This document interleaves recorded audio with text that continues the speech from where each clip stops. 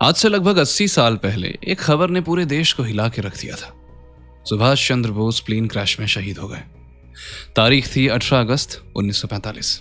जगह Taihoku airport, Taiwan. कहा गया एक जापानीज बॉम्बर प्लेन ने उड़ान भरी और कुछ ही देर में तहस नहस हो गया। प्लेन में नेताजी सवार थे। रिपोर्ट्स बोली कि उनके शरीर पर सीवियर बर्न्स आए और कुछ घंटों के अंदर उनका देहांत हो गया। फिर बिना किसी फोटो, मेडिकल प्रूफ या डीएनए के उनकी बॉडी को तुरंत जला दिया गया। बस एक कहानी छोड़ दी गई और हमसे उस कहानी पे भरोसा करने को कह दिया गया। लेकिन सोचिए जरा, क्या कोई इतना बड़ा लीडर इतनी आसानी से दुनिया से चला जाता है बिना किसी ठोस सबूत के? हबीबुर रहमान, उनके साथी, कह रहे थे कि उन्होंने हॉस्पिटल में नेताजी को खुद देखा। पर हबीबुर तो नेताजी के सबसे वफादार लोगों में से थे। क्या उन्होंने असली सच बताया या सिर्फ वही बोला जो उन्हें बोलने को बोला गया था? क्या पता, ये सब एक वेल रिटन स्क्रिप्ट थी जिसमें रोल्स भी थे, डायलॉग्स भी और एक परफेक्टली टाइम्ड एंडिंग भी। और जापान, इसका रोल भी कंफ्यूजिंग था। एक बार रिपोर्ट आई कि इंजन फेल हुआ, दूसरी बार कहा टेल ब्लास्ट हो गया, तीसरी बार बोला गया पायलट का फॉल्ट था। एक नेशन जो हर चीज का प्रॉपर डॉक्यूमेंटेशन रखता है, वो नेताजी जैसे आदमी की डेथ पे कंफ्यूज हो गया। उनके जाने का तो एक एक सेकंड डॉक्यूमेंटेड होना चाहिए था, लेकिन यहां बस कंफ्यूजन ही कंफ्यूजन। और ट्विस्ट तो तब आया जब 1990s में ताइवान के वॉर रिकॉर्ड्स डीक्लासिफाइड हुए। अनुज धार जैसे रिसर्चर्स ने जब उन फाइल्स को खोला तो जो मिला, या कहना चाहिए जो नहीं मिला, उसने सबको हिला दिया।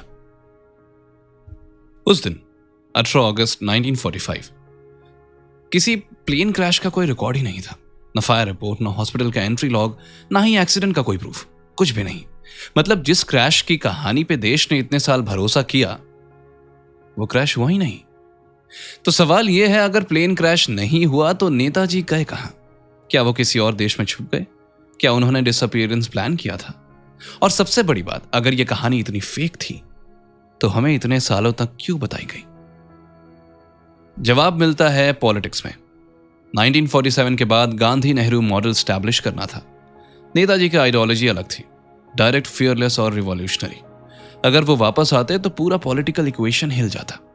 शायद इसलिए एक कहानी बना दी गई और असली सच को उनका अंतिम संस्कार मिल गया।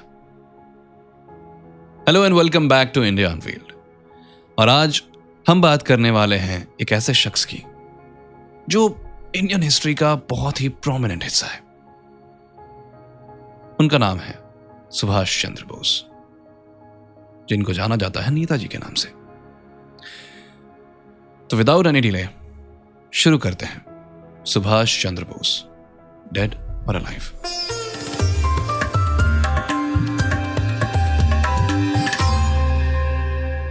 अब हम एक और लेयर के अंदर जाते हैं, एक ऐसी लेयर जहां सिर्फ राय नहीं, सरकारी सबूत मिलते हैं। बात है उन फाइल्स की जो सदियों तक बंद अलमारियों में धूल खा रही थी। डीक्लासिफाइड डॉक्यूमेंट्स जो अब हमारे पास हैं। सवाल यह है, जब सरकार ने अपने ही राज खोलने शुरू किए तो उनमें क्या लिखा था? 2006 में यूपीए गवर्नमेंट के दौरान एक बड़ा कदम उठाया गया। यूपीए गवर्नमेंट थी यूनाइटेड प्रोग्रेसिव अलायंस, एक centre left alliance of political party in India, जो 2004 जनरल इलेक्शन के बाद फॉर्म हुई थी। नेताजी के डिसअपीयरेंस से जुड़ी कुछ फाइल्स को पब्लिक डोमेन में डाला गया। देश भर में उम्मीद जाग उठी कि अब सच सामने आएगा। लेकिन जब वो फाइल्स रिसर्चर्स जैसे अनुज धार ने पढ़ी तो उनके अंदर लिखी बातें और भी ज्यादा हैरान करने वाली थी। कोई कॉन्क्रीट एविडेंस नहीं था नेताजी की डेथ का, बस speculative reports, second hand statements और कॉन्फिडेंशियल नोट्स जो क्लियरली दिखाते थे कि सरकार के अंदर भी डाउट था कि नेताजी जिंदा थे या नहीं। एक फाइल जिसका नंबर था IB फाइल नंबर 231156, उसमें लिखा था कि 1950s के दौरान इंटेलिजेंस ब्यूरो ने बोस पर सर्विलेंस रखा था, even after his supposed death. जी हाँ, ऐसे इनपुट्स थे कि कुछ लोगों को लगता था कि नेताजी डिस्गाइज्ड आइडेंटिटी में इंडिया में ही कहीं एक्टिव है। और यह सिर्फ अफवाह नहीं थी, यह IB के रिपोर्ट्स में डॉक्यूमेंटेड था। तो सोचिए, अगर सरकार को भी शक था कि बोस जिंदा हो सकते हैं तो पब्लिक को उनकी मौत का पक्का यकीन क्यों दिलाया गया? एक और शॉकिंग डिटेल थी 1970s तक नेताजी के फैमिली मेंबर्स के लेटर्स और मूवमेंट्स पर आईबी नजर रखती थी।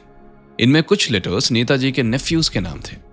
उनके ऊपर भी सस्पिशियस आई थी कि उनका कांटेक्ट किसी एनोनिमस सोर्स से था। इतनी टाइट सर्विलेंस तब की जाती है जब सिस्टम को लगता है कि कोई राज जिंदा है। क्या वो राज नेताजी खुद थे? और फिर बात आती है मुखर्जी कमीशन की। 1999 में बनाई गई एक independent judicial inquiry justice Manoj Mukherjee ने ताइवान भी जाके क्रैश साइट की डिटेल इन्वेस्टिगेशन की। उन्होंने डॉक्टर्स, नर्सेस और आई विटनेसेस से बात की, लेकिन किसी ने भी नेताजी को पर्सनली क्रैश के बाद हॉस्पिटल में देखने का कंफर्मेशन नहीं दिया। और जब फाइनल रिपोर्ट सरकार के सामने आई, उसमें लिखा था there is no definitive proof that Netaji died in the plane crash. तो सवाल फिर वही, जब इंडिपेंडेंट कमीशन भी कह रहा है कि नेताजी के मरने का कोई ठोस सबूत नहीं है, तो ऑफिशियल नैरेटिव पर भरोसा क्यों किया जाए? क्या यह सब एक बिगर कवर अप का हिस्सा था? क्या कुछ ऐसे डॉक्यूमेंट्स अभी भी सीक्रेट हैं जो असली कहानी बताते हैं? और सबसे बड़ी बात, अगर नेताजी जिंदा थे तो वो कौन सी जिंदगी जी रहे थे? तो जब ऑफिशियल कहानी बिखरने लगती है तब नए क्लूज सामने आते हैं, और इस राज की दुनिया में सबसे बड़ा और कंट्रोवर्शियल क्लू था गुमनामी बाबा। एक ऐसे व्यक्ति जो जिंदगी भर छुप कर रहे, जिनके दर्शन सिर्फ कुछ चुनिंदा लोगों को मिले और जिन्हें लोगों ने कभी सुभाष चंद्र बोस का रूप तो कभी उनका साया कहा। लेकिन ये कौन थे और क्यों इतने बड़े लेवल पर उनका नाम नेताजी से जोड़ा गया? गुमनामी बाबा का नाम सबसे पहले 1980s में सुनने में आया। फैजाबाद उत्तर प्रदेश के राम भवन में एक साधु रहते थे, जिनके बारे में लोग कहते थे कि वो हाईली एजुकेटेड हैं, फ्लुएंट जर्मन बोलते हैं और भारत के पॉलिटिकल अफेयर्स पर उनकी पकड़ बहुत गहरी है। उनका चेहरा हमेशा पर्दों के पीछे छुपा रहता था, कहीं कोई फोटो नहीं, कोई पब्लिक अपीयरेंस नहीं। लेकिन जो लोग उनके करीब गए, उन्होंने कुछ ऐसा महसूस किया जो आम नहीं था। एक रिटायर्ड जज दीवान सिंह, उन्होंने लिखा कि बाबा किसी भी आम व्यक्ति जैसे नहीं थे। उनका मैनरिज्म, उनका डिसिप्लिन और उनका सोचने का तरीका किसी मिलिट्री बैकग्राउंड वाले इंसान जैसा था। बाबा कभी भी किसी का नाम नहीं लेते थे, लेकिन जब देश के पॉलिटिक्स और आजादी के मूवमेंट की बात होती तो उनकी आंखों में एक अलग सी चमक आ जाती थी। उन्होंने कभी अपनी असली पहचान नहीं बताई, लेकिन कुछ लोगों का मानना था वो नेताजी थे। और सबसे बड़ी बात, जब बाबा का देहांत हुआ 1985 में, 1985 में, तो उनके कमरे से जो चीजें मिली उन्होंने सबको हिला दिया। Hundreds of hand written letters, Netaji के नाम वाले चश्मे, जर्मन टाइपराइटर, आईएनए के रिकॉर्ड्स और इवन बोस फैमिली के पर्सनल फोटोज। ऐसे आइटम्स जो किसी आम व्यक्ति के पास नहीं हो सकते। एक डायरी भी मिली जिसमें कुछ पेजेस पर जर्मन और बंगाली में लिखी गई थी। हैंडराइटिंग एक्सपर्ट्स ने कहा कि वो लिखाई नेताजी के सैंपल से मैच करती है। तो क्या यह सब कोइंसिडेंस था? यह मिस्ट्री इतनी गहरी थी कि 2016 में सरकार ने इस मैटर पे फिर से एक बार फाइल्स डीक्लासिफाई की, लेकिन गुमनामी बाबा को लेकर कोई कॉन्क्रीट क्लैरिफिकेशन नहीं दी गई। फैमिली डिवाइडेड थी, कुछ लोगों ने इस थ्योरी को रिजेक्ट किया, जबकि कुछ ने ओपनली सपोर्ट किया। रिसर्चर्स जैसे अनुज धार और चंद्रचूड़ घोष ने लिखा कि अगर किसी भी थ्योरी में सबसे ज्यादा सर्कमस्टेंशियल एविडेंस मिलता है तो वो गुमनामी बाबा वाली कहानी है। लेकिन अब भी सरकार चुप है और फाइल कैबिनेट्स में बंद है। तो सवाल फिर वही, क्या गुमनामी बाबा वाकई नेताजी थे? अगर हां, तो उन्होंने अपनी असली पहचान क्यों छुपाई? क्या वो किसी नई भारत के लिए प्लानिंग कर रहे थे, या उन्हें इस पॉलिटिकल स्ट्रक्चर में अपना स्पेस नहीं दिखा?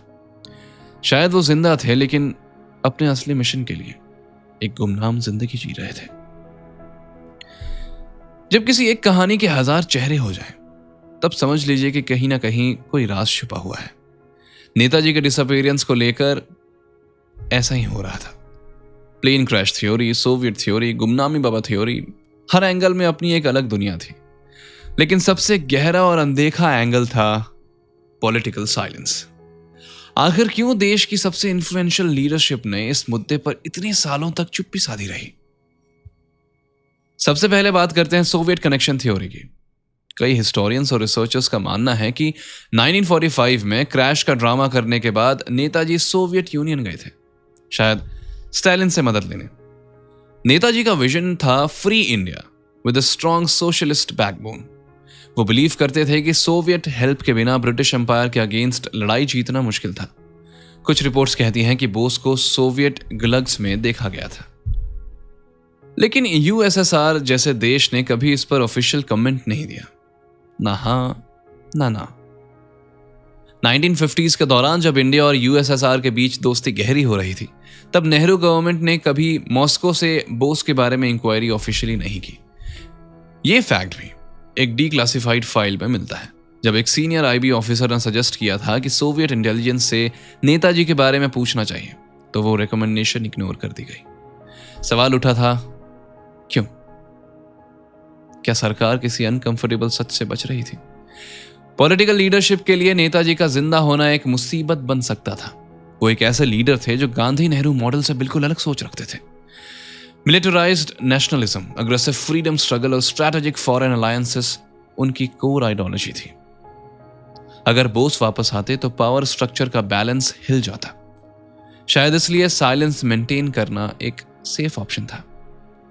एक और अजीब फैक्ट यह था कि जब नेताजी की डेथ या डिसअपीयरेंस पर सवाल उठता, लीडर्स ने या तो यह टॉपिक डाइवर्ट किया या इंक्वायरी कमीशंस बना के टाइम निकाल दिए। शाहनवाज कमेटी, खोसला कमीशन और मुखर्जी कमीशन, 3 अलग अलग इन्वेस्टिगेशंस हुई, 3 अलग अलग कंक्लूजन्स आए, और हर बार सरकार ने फाइनल रिपोर्ट को या तो इग्नोर किया या रिजेक्ट, जैसे किसी को सच दिखाने में रुचि ही नहीं थी। पब्लिक को एक इमोशनल सिंप्लीफाइड स्टोरी दी गई कि नेताजी वीर गति को प्राप्त हुए और उनका अंतिम यात्रा ताइवान में हुआ, लेकिन ग्राउंड रियलिटी में सब कुछ कंफ्यूजन से भरा हुआ था। क्या यह कंफ्यूजन नेचुरली था या डेलिबरेटली क्रिएट किया गया था? क्या पॉलिटिकल स्टेबिलिटी के लिए एक पावरफुल लीडर को हिस्टोरिकल घोस्ट बना दिया गया? यही वो वक्त था जब लोगों ने हिस्ट्री को सिर्फ किताबों से नहीं, डॉक्यूमेंट्स, लीक्स और लॉजिकल एनालिसिस से देखना शुरू किया, और तब सामने आई एक तस्वीर जो कहानी से ज्यादा साजिश लगती थी। एक वक्त था जब नेताजी का राज सिर्फ हिस्ट्री के क्लासरूम्स और डस्टी लाइब्रेरीज तक सीमित था, लेकिन 2000 के बाद देश बदल रहा था। लोगों के हाथ में इंटरनेट आ गया था और दिल में सवाल। जब किसी ने पूछा नेताजी का असली सच क्या है, तो पहली बार उस सवाल का एको पूरा देश में सुनाई दिया। अनिश धार जैसे इंडिपेंडेंट रिसर्चर्स ने आरटीआई डालने शुरू किए। उनका एक ही एजेंडा था, सरकार से पूछ लो कि अगर नेताजी प्लेन क्रैश में मारे गए थे तो उनके घर पे आईबी स्पाई क्यों कर रही थी 20 साल बाद तक। जब ये फाइल्स बाहर आई तो पब्लिक ने सिर्फ सस्पेंस नहीं महसूस किया, गुस्सा आया। वो गुस्सा जो तब आता है जब आपको लगता है कि आपसे कुछ छुपाया गया है, आपके हीरो के साथ नाइंसाफी हुई है। टीवी डिबेट्स ने इस इशू को फिर से जिंदा कर दिया था। Prime time anchors, investigative journalists और यूट्यूब हिस्टोरियंस सब एक लाइन में खड़े हो गए थे सच ढूंढने के लिए। हैशटैग्स जैसे डीक्लासिफाई नेताजी फाइल्स और who was Gumnami Baba Twitter पर ट्रेंड करने लगे। नेताजी एक बार फिर से न्यूज बन गए, लेकिन इस बार सिर्फ यादों में नहीं, एक्शंस में भी। 2016 में मोदी सरकार ने पब्लिक प्रेशर के बाद 100 से ज्यादा क्लासिफाइड फाइल्स डीक्लासिफाई करने का फैसला किया। दिल्ली में एक ग्रैंड इवेंट हुआ जहां पे मोदी ने खुद कहा, सत्यमेव जयते, सच हमेशा जीतेगा। लेकिन जब लोगों ने फाइल्स पढ़ी तो उनका गुस्सा और बढ़ गया, क्योंकि वो फाइल्स ज्यादातर वीक थी और जिन फाइल्स में असली राज हो सकता था उनको या तो एडिट कर दिया गया या रिडैक्ट। ये चैप्टर सिर्फ एक मूवमेंट की कहानी नहीं है, ये आवाज उठाने वालों की कहानी है। स्टूडेंट्स, रिसर्चर्स, जर्नलिस्ट्स और आम जनता सब मिलके एक साथ बोले, अब और नहीं, हमें पूरा सच चाहिए। जब आवाज उठती है तो सरकारें हिलती हैं। नेताजी की डिसअपीयरेंस की कहानी भी तभी कंप्लीट होगी जब हर फाइल, हर डॉक्यूमेंट और हर राज पब्लिक के सामने होगा। और यह आवाज अब रुक नहीं रही थी। जब एक राज ज्यादा गहरा होता जाता है तो लोग सच जानने के लिए साइंस का सहारा लेते हैं। गुमनामी बाबा एक ऐसा नाम जो 30 साल तक एनोनिमिटी के अंधेरे में रहा, लेकिन जिसे कई लोग नेताजी सुभाष चंद्र बोस मानते थे। उनके दांतों का डीएनए टेस्ट भी एक टाइम पर एक बड़ा मुद्दा बन गया था। 2005 में मुखर्जी कमीशन के दौरान बाबा के दांतों को डीएनए टेस्टिंग के लिए CFSL कोलकाता भेजा गया। रिपोर्ट कहती है, samples do not match with Subhash Chandra Bose. बस सरकार ने कह दिया केस क्लोज्ड। लेकिन ये रिपोर्ट के साथ एक क्रूशियल डॉक्यूमेंट मिसिंग था, इलेक्ट्रोफेरोग्राम, जो डीएनए टेस्ट का बैकबोन होता है। वो डेटा ही एब्सेंट था। जब लोगों ने आरटीआई फाइल करके इलेक्ट्रोफेरोग्राम मांगा तो सीएफएसएल ने मना कर दिया, ये कहकर कि ये इंफॉर्मेशन देश की सिक्योरिटी और फॉरेन रिलेशंस को इंपैक्ट कर सकती है। ये बात समझ से परे थी। एक डीएनए टेस्ट का डेटा देश की सिक्योरिटी से कैसे जुड़ी हो सकती है? रिसर्चर अनुज धार और कई एक्टिविस्ट्स ने इस रिपोर्ट पर सवाल उठाए। उनका कहना था डीएनए टेस्ट बिना रॉ डेटा के बेकार है, इसे मैनिपुलेट भी किया जा सकता है। उन्होंने ये भी दिखाया कि हैंडराइटिंग एक्सपर्ट ने गुमनामी बाबा और नेताजी की लिखावट में सिमिलैरिटीज निकाली थी, काफी स्ट्राइकिंग सिमिलैरिटीज, पर सरकार ने यह सब इग्नोर कर दिया। जस्टिस विष्णु सहाय कमीशन, जो स्पेसिफिकली गुमनामी बाबा के केस पे बनी थी, उसने 2019 में रिपोर्ट दी बाबा नेताजी नहीं थे, लेकिन हाईली एजुकेटेड बंगाली थे और उनका अंदर का वर्ल्ड सिर्फ नेताजी जैसा ही था। एक तरह से वो नेताजी नहीं होने का फॉर्मल अनाउंसमेंट था, लेकिन दिल से लोग इस कंक्लूजन को कभी एक्सेप्ट नहीं कर पाए। जब राज का सच खुद गवर्नमेंट से छुपाया जाए, जब साइंस का यूज सच दिखाने के बजाय उसे छुपाने के लिए हो, तो फिर विश्वास टूटने लगता है। डीएनए रिपोर्ट एक मौका था कि हम क्लैरिटी पाएं, लेकिन उसने और कंफ्यूजन क्रिएट किया। गुमनामी बाबा का डीएनए टेस्ट आखिर एक साइंटिफिक ब्रेक थ्रू था या एक प्लान्ड व्हाइट वॉश? जवाब आज भी हवा में लटक रहा है। नेताजी के डिसअपीयरेंस को लेकर काफी कमीशंस बने, लेकिन सबसे ज्यादा अटेंशन मिला मुखर्जी कमीशन को। एक ऐसी कोशिश जो सच तक पहुंचने का वादा लेकर चली थी, लेकिन खुद भी एक राज बनकर रह गई। 1999 में 1999 में गवर्नमेंट ऑफ इंडिया ने जस्टिस मनोज कुमार मुखर्जी के लीडरशिप में एक कमीशन बनाया। मकसद सिंपल था, नेताजी के डिसअपीयरेंस को लेकर सच क्या है ये पता लगाना। इस कमीशन ने लगभग 7 साल तक काम किया। इस दौरान उन्होंने जापान, ताइवान और इंडिया में कई जगह विजिट की, हजारों डॉक्यूमेंट्स एग्जामिन किए और कई गवाहों के स्टेटमेंट सुने, और फिर 2006 में उन्होंने अपनी फाइनल रिपोर्ट सबमिट की। उस रिपोर्ट का सबसे बड़ा धमाका यह था, सुभाष चंद्र बोस का ताइवान प्लेन क्रैश में मरना साबित नहीं होता। मुखर्जी कमीशन ने कहा कि प्लेन क्रैश वाली थ्योरी अनरिलायबल थी। उनका कहना था कि ना ताइवान गवर्नमेंट के पास कोई प्लेन क्रैश का रिकॉर्ड है और ना ही नेताजी की डेथ का मेडिकल सर्टिफिकेट या पोस्टमार्टम रिपोर्ट अवेलेबल है। कमीशन ने गुमनामी बाबा को भी सीरियसली कंसिडर किया। उन्होंने बाबा के बिलोंगिंग्स का डिटेल एग्जामिनेशन करवाया। उनमें से कई आइटम्स नेताजी के पर्सनल आइटम्स से मिलते थे। German binoculars, typewriter, Bengali English dictionaries, letter signed as SCB और INA का मेमोरेबिलिया। फिर भी उन्होंने फाइनल कंक्लूजन में यह नहीं कहा कि बाबा ही नेताजी थे, सिर्फ इतना ही कहा कि there is a strong possibility. लेकिन सरकार ने इस रिपोर्ट को रिजेक्ट कर दिया। Why? Evidence insufficiency and speculative. Parliament में रिपोर्ट टेबल भी नहीं हुई। पब्लिक ने इस पर नाराजगी जताई। कई लोगों का कहना था अगर 7 साल की इन्वेस्टिगेशन, फॉरेन टूर्स और लाखों रुपए के बाद भी सच को इग्नोर किया जा रहा है, तो फिर किसी इंक्वायरी का मतलब ही क्या था? मुखर्जी कमीशन का काम एक मिस्ड अपॉर्चुनिटी बन गया, एक ऐसी कोशिश जो हिस्ट्री बदल सकती थी, लेकिन उससे या तो इग्नोर कर दिया गया या कह सकते हैं दफन कर दिया गया। सवाल फिर वही, अगर सच ढूंढने वाले भी धुंध में खो जाए तो फिर सच मिलेगा कैसे? 1945 1945 के बाद से लेकर आज तक एक छोटी सी temple, Renkoji temple in Tokyo, हर साल एक बड़ी अटेंशन का सेंटर बन जाता है। यही वो जगह है जहां नेताजी सुभाष चंद्र बोस के एशेस यानी राख, अस्थियां प्रिजर्व किए गए हैं। लेकिन सवाल यह है, क्या ये अस्थियां उनकी है भी? ऑफिशियल स्टोरी के मुताबिक नेताजी की डेथ 18 अगस्त 1945 को ताइवान में हुई, प्लेन क्रैश में। उसके बाद उनका बॉडी जलाया गया और राख यानी अस्थियां टोक्यो भेज दी गई, रेंकोजी मंदिर में। यहां पर उनकी स्मृति में एक छोटा सा मेमोरियल भी बनाया हुआ है। हर साल इंडियन एम्बेसडर वहां जाके ट्रिब्यूट देते हैं, पर ना डीएनए टेस्ट हुआ, ना कोई स्ट्रॉन्ग प्रूफ मिला कि ये राख नेताजी की है। नेताजी के परिवार के कई लोग, जैसे कि प्रोफेसर चंद्रचूड़ घोष और सुजाता बोस, अलग अलग पोजीशंस रखते हैं। कुछ लोग कहते हैं कि राख असली है और नेताजी ने वहीं अंतिम सांस भी ली थी।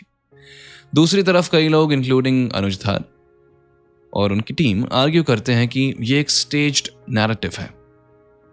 ये किसी और की भी हो सकती है। जब तक डीएनए टेस्ट नहीं होता सच पता नहीं चलेगा। आरटीआई और पब्लिक डिमांड के बावजूद इंडियन गवर्नमेंट ने कभी ऑफिशियली डीएनए टेस्ट कंडक्ट करवाया ही नहीं। जापान गवर्नमेंट ने भी राख इंडिया को ट्रांसफर करने से मना कर दिया। जब तक इंडिया का पूरा परिवार यूनाइटेड डिमांड नहीं करता तो ये इशू पॉलिटिकल ही बन गया। साइंटिफिक टेस्टिंग और डिप्लोमेटिक प्रोसेसेस के बीच भी अटक गया। और ये वही जगह है जहां इमोशंस सबसे ज्यादा स्ट्रांग होते हैं। जब आप किसी के अंतिम अवशेष पर सवाल उठाते हो तो वो सिर्फ हिस्ट्री का नहीं, मानवता का भी सवाल बन जाता है। लेकिन अगर वो अंतिम अवशेष गलत निकले तो हम एक झूठ को संभाल रहे हैं। और अगर वो सच में नेताजी के हैं तो हमने एक महान वीर के बलिदान को दशकों तक क्वेश्चन किया। उनके मौत और उसके बाद की कहानियों ने उनके परिवार को भी दो हिस्सों में बांट दिया। ये चैप्टर सिर्फ एक नेशनल मिस्ट्री नहीं, एक इमोशनल डिवीजन की भी कहानी है। नेताजी के परिवार में दो मेजर कैंप्स बने। एक तरफ वो लोग जो गवर्नमेंट की ऑफिशियल प्लेन क्रैश थ्योरी को मानते हैं, जैसे सुजाता बोस, जो तृणमूल कांग्रेस से मेंबर ऑफ पार्लियामेंट भी बन चुके हैं। उनका कहना है कि सफिशिएंट एविडेंस अवेलेबल है और राख रिंकोजी टेम्पल में असली है। उनका बिलीफ इमोशनल भी है और पॉलिटिकल भी। वो चाहते हैं कि नेताजी को डिग्निटी और क्लोजर दिया जाए। लेकिन दूसरी तरफ वो कैंप है जिनका मानना है कि truth has been buried. Chandra Kumar Bose, Netaji के ग्रैंड नेफ्यू, ओपनली गवर्नमेंट से डीएनए टेस्टिंग और फुल डी क्लासिफिकेशन की डिमांड करते हैं। उनका कहना है कि family deserves to know the truth, India deserves to know the truth. ये डिवाइड मीडिया में भी रिफ्लेक्ट होता है जब एक ही परिवार के दो लोग ऑपोजिट नैरेटिव्स लेके डिबेट करते हैं। ये इंटरनल कॉन्फ्लिक्ट पॉलिटिक्स में भी घुल गई है। अलग अलग गवर्नमेंट्स ने अलग अलग स्टांस लिया। कांग्रेस के समय इशू इग्नोर किया गया, लेकिन मोदी गवर्नमेंट ने 2016 में कुछ फाइल्स डीक्लासिफाई करके एक पॉजिटिव सिग्नल दिया। उन्होंने नेताजी के म्यूजियम और डिजिटल आर्काइव बनाने का प्रॉमिस भी किया, लेकिन फुल ट्रांसपेरेंसी आज तक नहीं मिली। और पब्लिक के लिए यह सिर्फ एक हिस्टोरियल डिबेट नहीं, यादों का मामला है। बंगाल में हर दूसरा घर नेताजी का फैन है। उनकी फोटो आज भी ड्राइंग रूम्स में लगती है। शादियों में उनका नाम आशीर्वाद जैसे दिया जाता है। एक समय जो इंसान ब्रिटिश एम्पायर से टक्कर ले रहा था, उनका अपना परिवार आज तक ये नहीं कह सकता कि हाँ, हम जानते हैं कि क्या हुआ था। जब एक परिवार का दर्द पॉलिटिकल टर्फ वॉर बन जाए तो वो ट्रेजेडी और भी गहरी हो जाती है। नेताजी की कहानी सिर्फ उनकी नहीं बल्कि हर उस फैमिली की है जिसे सिस्टम ने कंफ्यूजन और अनसर्टेनिटी में जीने पे मजबूर किया। ये कहानी 1945 से चली आ रही है। प्लेन क्रैश या स्टेज्ड एस्केप, गुमनामी बाबा या ashes in Japan, secret files या सप्रेस्ड ट्रूथ, हर वर्जन ने नेताजी के नाम के साथ एक अनसॉल्व्ड पजल चिपका दिया है। लेकिन अब सवाल यह है कि हम कभी जान पाएंगे कि नेताजी के साथ असली में क्या हुआ था। एक तरफ डॉक्यूमेंट्स हैं, फाइल्स, रिपोर्ट्स, इंटेलिजेंस नोट्स, दूसरी तरफ इमोशंस, पब्लिक मेमोरी, परिवार का दर्द और एक देश का फेथ। लेकिन उन दोनों के बीच खड़ा है सन्नाटा, जिसमें सरकारी साइलेंस और ब्यूरोक्रेटिक एम्बिग्यूटी छुपी हुई है।